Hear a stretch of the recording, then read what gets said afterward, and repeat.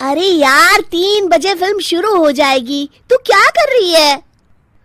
बस मुझे 5 मिनट दे, मैं अभी साड़ी बदल कर आती हूँ। अरे बहू, तू अचानक कहाँ जा रही है? तेरी सास तुझे आवाज दे रही है। अरे छोड़ ना, ये बुढ़िया कभी नहीं सुधरेगी। क्या हुआ माँ जी? मैंने आपको कितनी बार मना किया है कि मुझे जाते हुए टोका मत कीजिए। मैं फिल्म देखने जा रही हूँ। तू अभी चली जाएगी तो मेरे लिए खाना कौन बनाएगा बहू? सुबह से भूखी बैठी हूँ। अरे माँ जी, आप कौन सा घर का काम करती हो जो आपको भूख लगी है? अच्छा, मुझे देर हो रही है, चलना रीटा। अंजलि के जाते ही सीता देवी अपनी किस्मत को कोसते हुए सारा दिन घर में भूखी बैठी रहती हैं। इस तरह अंजलि अपना बहू होने का कर्तव्य कभी नहीं निभाती थी। वहीं दूसरी तरफ अपनी सास के खाते से पैसे निकाल के अपने शौक पूरे करती थी। लेकिन सीता देवी इस उम्मीद पर थी कि एक दिन उसकी बहू सुधर जाएगी। फिर एक दिन सीता देवी की जुड़वा बहन गीता देवी वहां आती है। अपनी बहन को घर के काम करते हुए देख गीता देवी आग बबूला हो जाती है। अरे ये सब यहाँ क्या चल रहा है सीता? तेरी बहू कहाँ है जो तू घर के काम कर रही है? सीता देवी भावुक होकर रोने लगती है। अब तुझसे क्या छुपाऊं? मेरी बहू रत्ती भर भी मेरी इज्जत नहीं करती। मजबूरी में मुझे घर के सारे काम करने पड़ते हैं। वो तो बस सारा दिन अपनी सहेली के साथ सैर सपाटा करने में लगी रहती है। अच्छा, तो उस चिड़िया के पर निकल आए। तू चिंता मत कर, मैं ऐसी कई बिगड़ैल बहुओं को ठीक कर चुकी हूँ। अब मैं इस चुड़ैल से निपटूंगी। तू कुछ दिनों के लिए मेरे घर चली जा, मेरी बहू तेरी अच्छी देखभाल करेगी। फिर दोनों बहनें आपस में साड़ियां बदल लेती हैं और सीता देवी अपनी बहन के घर चली जाती हैं। देर रात अंजलि जब घर आती है तो अपने कमरे का नजारा देख उसकी आंखें फटी की फटी रह जाती है। हे राम, मेरे कमरे का एसी कहाँ चला गया? और मेरा 56 इंच का एलईडी टीवी कौन ले गया?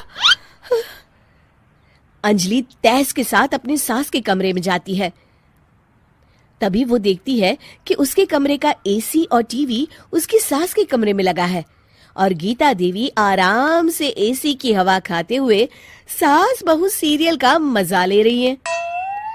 अच्छा, तो ये सब इस बुढ़िया की कारस्तानी है। अभी इसे बताती हूँ। ये सब क्या है माँ जी? आपकी हिम्मत कैसे हुई मेरे सामान को हाथ लगाने की? क्यों बहू, ये सारा सामान तूने तेरे पिताजी के पैसों से खरीदा है क्या? हैं? लगता है तू भूल गई कि ये सारा सामान मेरे पैसों से आया है, इसलिए मैं अपनी सारी चीजें अपने कमरे में उठा लाई। तुझे कोई एतराज है? चल जा यहाँ से, सीरियल का मजा किरकिरा मत कर। गीता की बातों का कोई जवाब नहीं बनता देख अंजलि अपने दांत पीस कर रह जाती है। अगले दिन रीटा और अंजलि शॉपिंग पे जाने की तैयारी करती हैं। अंजलि जैसे ही अपनी स्कूटी पर बैठती है तभी गीता देवी स्कूटी की चाबी निकाल लेती हैं। अरे, ये स्कूटी कहाँ लिए जा रही है?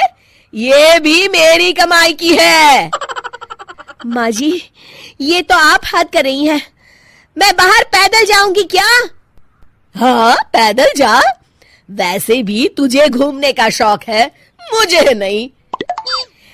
देखिए माँ जी, इस तरह मेरी सहेली के सामने मेरी बेइज्जती करके आप ठीक नहीं कर रही हैं। आप मुझे अच्छी तरह जानती हैं, बाद में आपको पछताना पड़ेगा। अच्छा, तो तू नहीं सुधरने वाली, मेरे ही घर में मुझे ही धमकी दे रही है। तेरी याददाश्त के लिए बता दूं कि ये मकान मेरे नाम पर है।